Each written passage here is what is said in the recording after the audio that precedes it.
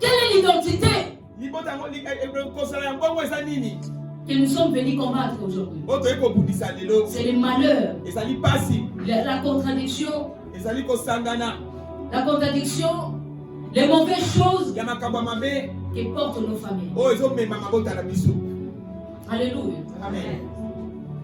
Mais je suis dans la joie pour une famille ce matin. Parce qu'ils ont quelqu'un pour défendre pour eux. Parce qu'ils ont quelqu'un pour défendre pour eux. L'ange de l'Éternel lui dit, pourquoi as-tu frappé ton ânesse? Balaam était en train de vouloir aussi aller accomplir l'ordre du roi Balaam.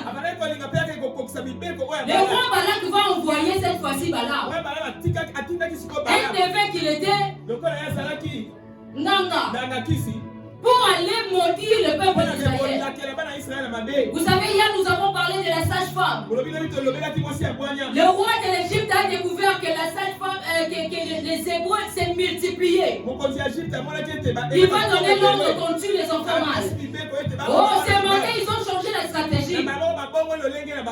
Aujourd'hui, on parle de Balaam. Cet homme qu'on a envoyé. Cette fois-ci, on n'a pas envoyé la personne de ta famille. On envoie un devin. Un devin. Nganga Kisi.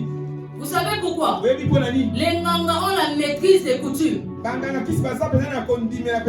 va chercher quelqu'un qui peut faire face à tout et tant enfant de Dieu. Quand tu n'es pas fort, un Nganga peut te vaincre.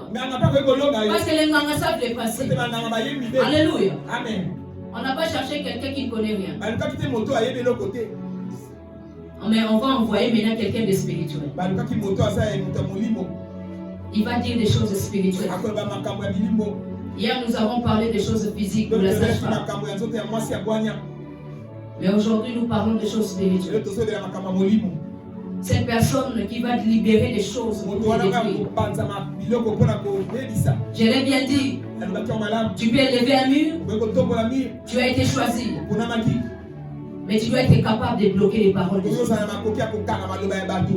Tu dois être capable de bloquer les paroles. Et changer la vie de tes ennemis. La vie, ma pensée n'a pas tu peux les changer. Alléluia. Amen. Ici, nous voyons Balaam étant en train d'avancer avec son ânesse pour aller monter à la montagne en train de maudire le peuple d'Israël. Mais pendant qu'il partait, mais pendant qu'il avançait, son ânesse ne voulait pas avancer. Son ânesse ne voulait pas avancer. Il était tellement tourmenté qu'il voulait faire du mal à son ânesse.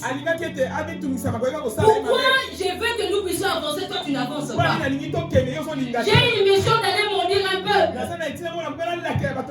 On m'a donné l'ordre d'aller maudire un peu. Mais lui, il résistait. Or, l'ânesse voyait autre chose. L'ânesse voyait l'ange qui s'était tenu en devant d'eux. La Bible déclare, lorsque l'ânesse a tellement résisté, refusant d'avancer, cette fois-là, l'ange va maintenant ouvrir les yeux de Balaam et lui dit, pourquoi as-tu frappé ton ânesse déjà 3 fois? Il a essayé pour la première fois d'avancer, ça ne marchait pas. Mais allons-y, ânesse, on doit aller accomplir une mission. La 3e fois, allons. Mais l'ânesse s'arrêtait à chaque fois. Mais l'ange lui dit, voici, je suis sorti pour te résister. Aujourd'hui, je t'annonce que tu es l'ange qui va résister les gens qui veulent se mourir. Je t'annonce que tu es l'ange qui sera devant tes ennemis pour bloquer ce qu'ils sont en train de vouloir accomplir. Tes ennemis ne monteront pas à la montagne. Tu vas le résister. Tu es là pour le résister. Tu es là pour le résister. Tu es revêtu de l'image de l'ange. C'est toi l'ange qui doit résister à la personne qui cherche à maudire ta famille. Tu es l'ange qui résiste. Tu es cet ange qui va le résister. Mais écoute bien. La Bible déclare ceci. Je suis sorti devant pour te résister. Quand c'est un chemin de perdition et que tu veux le suivre. Là, ce n'est pas mon problème. Tu as la brèche. Tu possèdes une puissance. Tu possèdes une puissance de résister. C'est toi l'ange de ta famille ce matin. Tu es l'ange de ta famille ce matin. Afin de résister. La Bible déclare dans Proverbe 18-21. La vie et la mort sont au pouvoir de la langue. Quiconque en mangera, quiconque l'aime, on mangera les fruits. La vie et la mort sont au pouvoir de la langue. Mais nous allons voir ceci. Dans 35, la Bible déclare, l'ange de l'Éternel dit à Balaam, va avec ses hommes. Balaam, quand le roi Balak l'a donné l'ordre d'aller maudire les peuples d'Israël,